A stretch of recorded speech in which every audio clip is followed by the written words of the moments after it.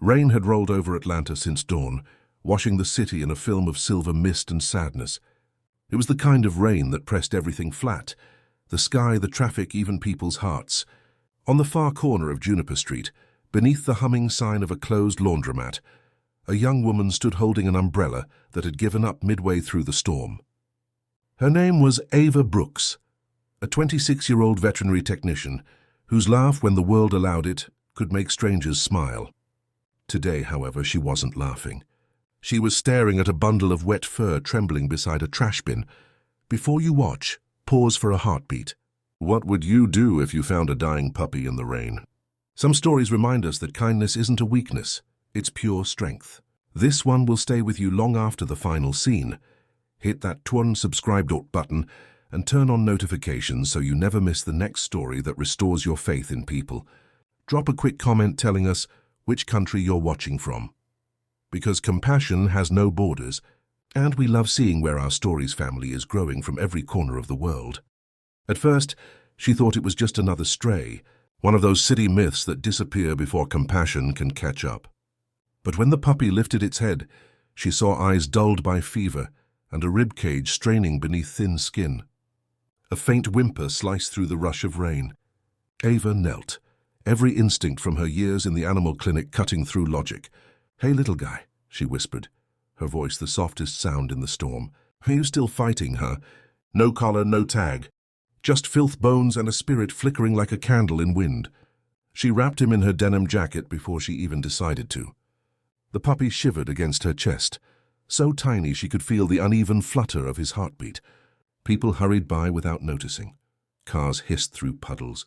And for a heartbeat, the entire city seemed oblivious, except for her and that scrap of life. By the time she reached her apartment, the jacket was soaked, and so was her resolve. She laid the puppy, he couldn't have weighed 3 pounds, on a faded towel beneath the kitchen lamp. Under the light she saw the truth. The pale gums, the distended stomach, a patch of missing fur along his side. Distemper, maybe parvo. Either one could take him within days. She knew what the textbook said. Euthanasia spared suffering, but every time the advice tried to surface, she looked into those cloudy brown eyes and couldn't bring herself to think of ending anything. She named him Chance, as if giving him that word could tip fate in his direction. All night she worked, mixing an electrolyte solution from sachets meant for larger dogs, rubbing warmth into his paws, timing his shallow breaths. Somewhere near dawn, when the lamp halo had turned her small kitchen gold, Chance opened one eye fully and wheezed a sigh that sounded almost like trust. At the clinic that morning, her supervisor, Dr. Nadia Holmes, frowned when Ava carried in the blanket-wrapped bundle. "We can't take in strays off the street, you know the policy." "I'll handle every cost myself," Ava said.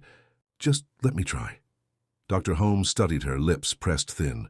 She'd mentored Ava through school and knew that once this girl had made a promise, no argument could shake it. At last she sighed and gestured to the small sideward. "1 week, Ava. After that, if he doesn't improve—" "I understand," Ava interrupted gently. 1 week became 2. Medication schedules scribbled across the whiteboard multiplied. So did sleepless circles under Ava's eyes. Each evening she whispered encouragement through the glass door of the isolation ward. "We fight, remember? You and me." Chance was a threadbare fighter, coughing through the nights but wagging his tail by morning. That tail, ridiculous and unsteady, became the clinic's quiet miracle. Even Dr. Holmes started bringing him special broth. 3 weeks in, he could stand. His fur grew back patchy but soft, the color of honey dipped in sunlight. Clients noticed when Ava carried him behind the reception desk. Children wanted to pet him. He kissed fingers with shy enthusiasm.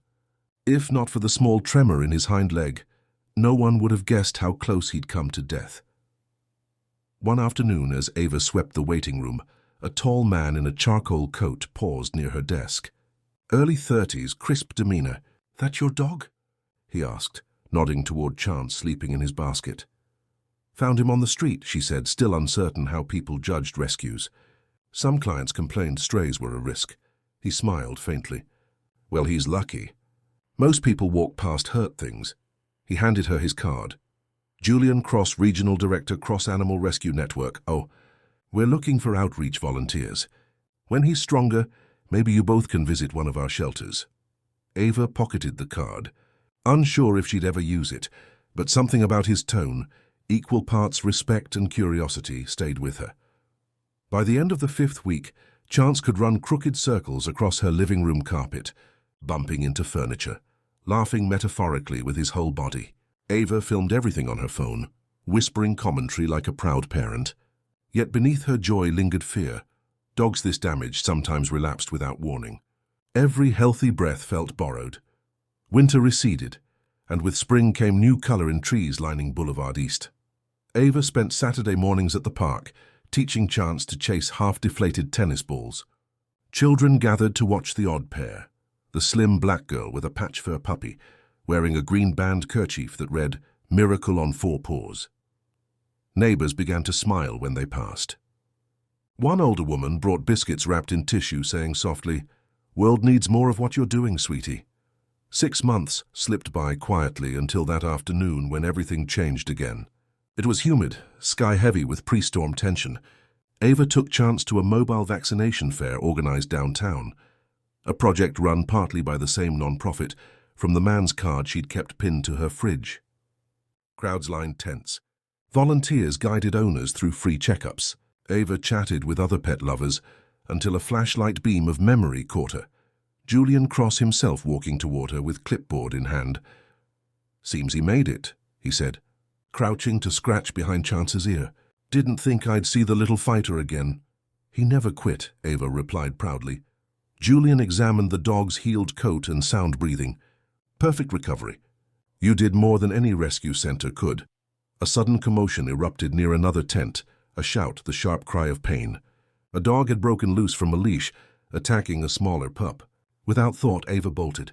She thrust Chance into Julian's arms and sprinted toward the cry. The small pup, a terrier, lay trembling under the larger dog's weight. Its owner, an elderly man, was trying helplessly to pull it free. Ava dropped to her knees, dragging the bigger dog aside just long enough for another volunteer to grab its collar. In the scramble, a sharp tooth grazed her forearm, drawing blood. She barely noticed. The terrier whimpered but lived, and in those seconds of chaos, unfiltered courage defined her. Julian patched her wound with antiseptic. "You keep doing crazy, brave things, don't you?" She laughed through adrenaline. "If I see something hurting, I move. That's all." That night, when she tucked Chance into bed, thunder rolled beyond her window. She stared at the bite mark, small and stingy, and felt oddly thankful. It was proof she still couldn't stand by while pain happened. She wondered if maybe, just maybe, life repaid that kind of stubborn kindness in unexpected ways. Over the next few weeks, Ava's arm healed into a faint scar, a thin reminder shaped like a question mark, as if the universe had punctuated her bravery with curiosity about what might come next. Chance, always alert to her energy, nudged the mark with his nose some mornings before their walks, whining softly. "I'm good," she would assure him, looping his worn green leash. "See? Still fighting." The mobile vaccination event had changed things. She and Julian kept in touch, first through short messages about rescue training schedules, then through phone calls that stretched too long for mere logistics. He admired her instinct, the way she rescued before reasoning. When he offered her a part-time role coordinating pet owner outreach, she nearly refused. "I already have the clinic." "This isn't about quitting your job," said Julian. "It's about giving that heart of yours a louder megaphone." By May, she agreed to half-days at the non-profit. The office occupied an old textile warehouse, converted into a warmth of colors. Murals of dogs painted by children, bulletin boards thick with adoption photos. "We work where bureaucracy won't go," Julian explained during her first orientation. "Mostly low-income districts, sometimes places inspectors avoid because fixing a system isn't glamorous." Ava looked around at crates of donated food and medicine. "Sounds exactly like the kind of mess I'm built for." Each weekend, she and Chance rode out in volunteers' vans, stacked with supplies. They wormed through alleys people usually cross the street to avoid. In one courtyard, children sprinted out yelling, "That's the miracle puppy!" Looters of laughter. Chance let them tug his soft ears, while locals queued for vaccines and flea powder. Word spread about the vet tech, who had adopted the dying dog. Newspapers liked the symmetry. The saved becomes the saver. Sometime mid-June, the story reached a television producer, scouting for feel-good segments. A crew arrived unannounced, requesting interviews. Ava hated cameras, preferring her work quiet, but Julian coaxed. You'd be reminding people that compassion is still contagious. Under summer sun, they filmed her guiding a nervous pit bull through shots and cuddles. Chance sat beside her wearing the green bandana, tail thumping modestly. The reporter concluded, "What does kindness cost?" Ava looked into the lens long enough for silence to stretch. "Nothing you can't afford forever." The clip went viral within days. Millions of views, comments fluttering between awe and skepticism. One post stood out, a user claiming the clinic had violated policy by letting her treat street animals. Trolls argued. Others defended. The conflict should have died in the noise, but algorithms love drama. Soon Dr. Holmes's phone rang non-stop. Ava apologized repeatedly, heart crushed between gratitude and guilt. Holmes sighed through the receiver. Public attention can be a resource if guided right. Just promise me you won't let fame drown focus. I only care about the dogs, Ava said quietly. The following week, she and Julian walked Chance through Piedmont Park, trying to breathe away the whirlwind. Funny how helping one sick animal spiraled into all this, he mused. She smiled. Guess life notices sincerity. Then her phone buzzed again, an unfamiliar number flashing across screen. She hesitated, answered. A calm voice introduced itself. Dr. Elena Tran, International Animal Health Foundation. We saw your segment. We're launching a pilot program uniting small local shelters under a new grant. Would your organization and Miss Brooks consider spearheading operations? Ava nearly tripped over a tree root. Julian's eyebrows shot up, hearing Dr. Tran's half of the conversation through the speaker. The words sounded impossible. National Director, Funding Partnership, Expanded Clinics. Ava promised to send documents, but her hands shook after hanging up. She said, Ms. Brooks. Julian teased softly. Looks like promotion pending. But bureaucracy doesn't fall as easily as rain. Over the next month, every good moment tangled with red tape. Rumors flared that political donors wanted their own candidates to lead the grant. Someone anonymously emailed the foundation, accusing Ava of financial impropriety. Completely fabricated, but alarming enough to pause approval. For 2 weeks, her reputation sat in limbo. On a hot July evening, she sat on her apartment floor beside Chance. Bills and forms spread around like lost puzzle pieces. We climbed all this way for them to pull the ladder, she murmured. Chance pressed his head against her leg, as if guarding more than comfort. That night she wrote an open letter online, not bitter, just raw. I am not an influencer or a saint. I'm a vet tech who found hope in a trash bin during a thunderstorm. If bureaucracy cuts funding, remember the faces in those alleys still waiting for medicine. I'll be back there tomorrow, either way. By dawn, the post had traveled across continents. Hashtags formed spontaneously. Chance lives and kindness fights back. Donations spiked. Other shelters shared stories of small heroes overshadowed by politics. Within 48 hours, the foundation released a statement clearing her name and confirming the appointment. Julian phoned, half laughing, half crying. You just won the internet by staying honest. The appointment ceremony took place in a modest hall instead of fancy conference center at Ava's request. Folding chairs, homemade banners, children from neighborhoods she'd served clutching handmade thank you cards. When reporters asked about her title, she said, Titles rust. Deeds echo. 6 months. Exactly 184 days since she'd picked up a dying puppy. Now she stood at a podium flanked by volunteers, with a Chansky sitting proudly in front. Fur shining, nose twitching at the scent of someone's sandwich. Cameras caught the moment flawlessly. Woman and dog framed by light streaming through cracked blinds, an emblem of how a single reckless act of compassion can rewrite fate. After photos, she slipped outside to the fire escape, needing quiet. City noise climbed upward. Car horns, cheers, a street musician. Chance followed, pressing against her ankle. Thunderheads marched along the horizon, echoing the day he entered her life.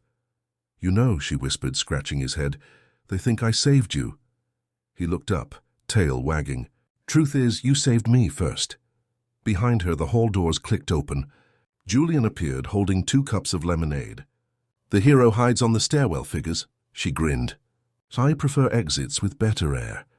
He handed her the drink, eyes reflecting pride without ownership. "So what now, Director Brooks?" "Now we multiply kindness," she replied. "If one broken puppy can spark this much, to imagine what 100 hearts can do." At that line, thunder rumbled faintly again, but it wasn't ominous anymore. It sounded like applause from the sky. The following day, social media snippets from the ceremony went viral again. Comment threads swelled with people sharing rescue photos, strangers collaborating across countries to deliver aid. For once, the internet's noise carried melody instead of chaos. Ava scrolled through images until sleep crept in. Her phone buzzed one last time, a message from her old supervisor, Dr. Holmes. "Proud of you, kid. The world caught up to your heart." Weeks later, she returned to Juniper Street, where it all began. The laundromat sign still flickered. Puddles mapped the same cracks. She imagined the rain that day, the way Chance had trembled, and knelt to whisper a small prayer to pavement ghosts. May nobody walk past hurt things. Then she turned homeward, Chance trotting beside her, the green bandana faded but intact. Life finally had learned her rhythm. Strain then grace, doubt then miracle. And as always, beneath the evening hum, the faint jingle of a kennel tag reminded her that sometimes the smallest life you rescue becomes the loudest echo of who you are.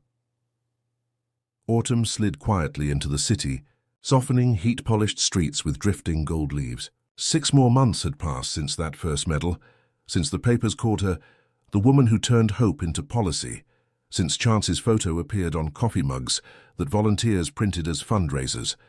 Ava liked none of the fanfare, but she had learned to accept it as camouflage that made real work possible.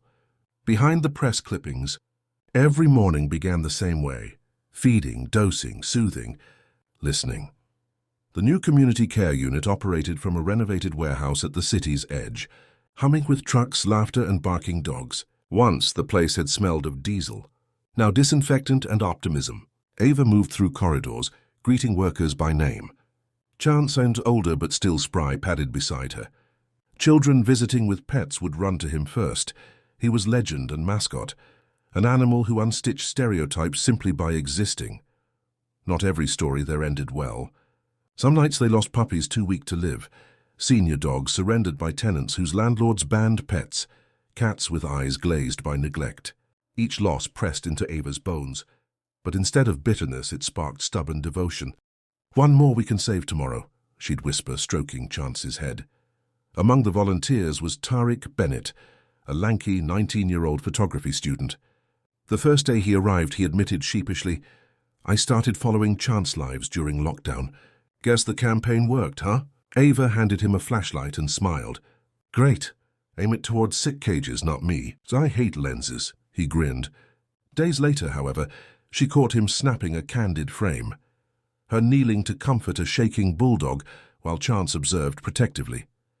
He showed her the print afterward, sunlight through wire mesh forming halos around all three. "This," he said, "is justice you can touch." She pinned that photo near the front desk. By winter it had become a symbol. Donors pointed to it when approving new shelters. The image eventually found its way to a civic arts exhibition on modern compassion, beside installations on racial equity and community rebuilds. When reporters asked why they'd included an animal rescue scene in a show about social justice, the curator replied, "Because compassion has color, and structure, and policy boundaries, and this woman blurred them all." The award ceremonies resumed. The politics followed. County officials wanted speeches. Sponsors wanted logos visible in every video. Ava kept navigating this world of suits and slogans, maintaining her smile. But one evening a familiar frustration surfaced. Procurement delays endangered a shipment of vital medicines to a rural clinic. Bureaucracy again. "Maybe I can drive down and deliver them myself," she told Julian over the phone. He sighed. "You've built an entire network, Ava. Director's not supposed to do midnight runs." "I'm not supposed to, but I will," she said. "Tell Rules they can chase me later." She drove 5 hours through interstate rain. Near midnight, the van hissed onto gravel outside a dimly lit shelter, where over a dozen rescue animals waited. The coordinator, exhausted, thanked her repeatedly.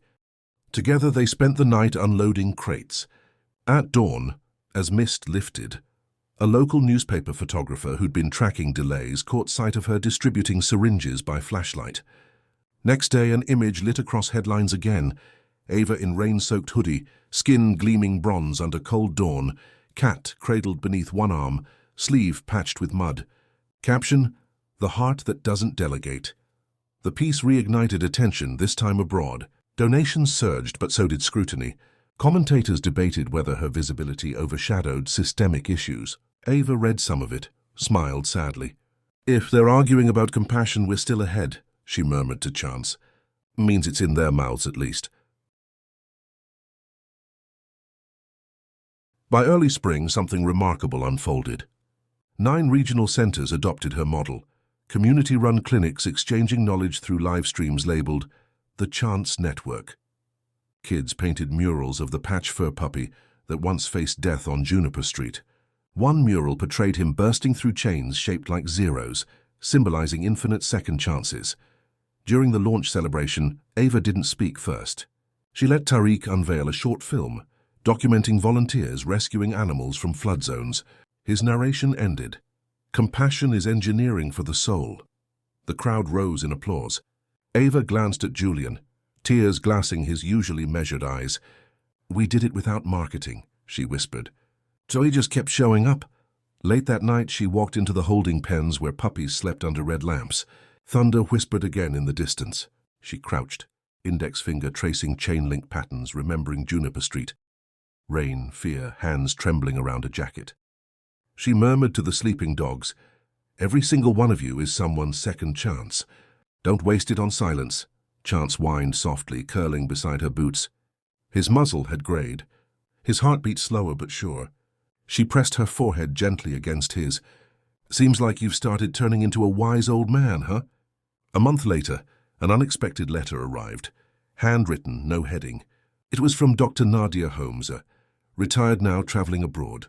"When you first brought that half-dead creature into my clinic, I almost turned you away because protocol demanded it. You gave me back humility. Keep ignoring protocol when your heart screams louder." Ava folded the note carefully and placed it under a framed photo of Chance on her desk. Work resumed, reports, rescue calls, policy draftings, but something inside her eased. The world had caught up, yes, but it still needed custodians to remind it why compassion mattered. Half a year after the project launched, the city organized a festival celebrating community services. Booths from dozens of charities lined Centennial Park. When Ava and her team arrived, they found a 20-foot projection of Tariq's now famous photo dominating the stage backdrop. She laughed until tears wet her cheeks. "Guess we're officially public property, buddy," she told Chance, gently patting him. During her brief address, she said only, "We call this the Chance Network." But it started with no network, no rules. Only rain and one stubborn heartbeat. Then she stepped aside, leaving the microphone to a local teenager who joined their latest youth intake. His voice cracked as he said, "Ms. Brooks taught me that caring isn't soft, it's strong. And I'll keep proving her right." The roar that followed blurred words into music. For once, Ava let herself simply stand in it, noise, lights, gratitude, trying to absorb how far kindness could travel. When fireworks exploded above, Chance startled, then barked defiantly as if answering them. She bent down laughing, arms around him amid bursts of blue and gold. "Yeah, tell them," she shouted. "We're still here." At home later, lying on the couch with Chance snoring across her lap, she scrolled through new posts tagged Juniper Chance Network. Families shared pictures with their rescues. Someone in Brazil adopted a limping pup and captioned it, "Our Own Chance." Another in Nairobi posted a small clinic they'd built, copying her blueprint. Reading them, Ava whispered, "Little one, we're global." The lamp cast soft halos across her scarred forearm. She touched the mark idly and thought of resilience as the body's memory of victory. Outside, a car hissed through rain puddles. Somewhere in the layers of that sound, she heard the faint echo of that first whimper and smiled. For every viewer who had ever doubted that small kindnesses could rewrite broken stories, Ava's life stood as proof. The miracle hadn't been about medicine, or money, or media. It was the choice again and again, not to walk past something hurting, and when the next storm rolled in over the city, she opened the balcony door. Raindrops sparkled against dark sky, and Chance, slower now, padded out to watch beside her. She whispered into the wind, for strangers she'd never meet. "If you find something trembling in the rain tonight, don't look away. You never know how big its heartbeat might become."